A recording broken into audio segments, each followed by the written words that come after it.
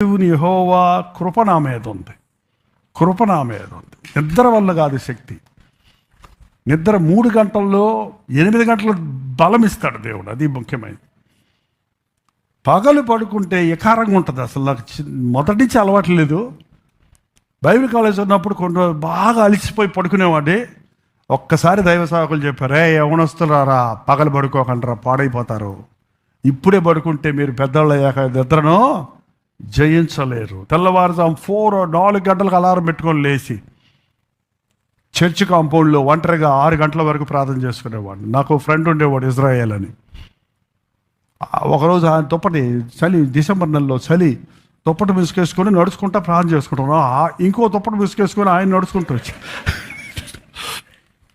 ఎవరికొసం వర్షం ఉలిక్కుమంటాం, ఏ దయ్యమే అనుకోని.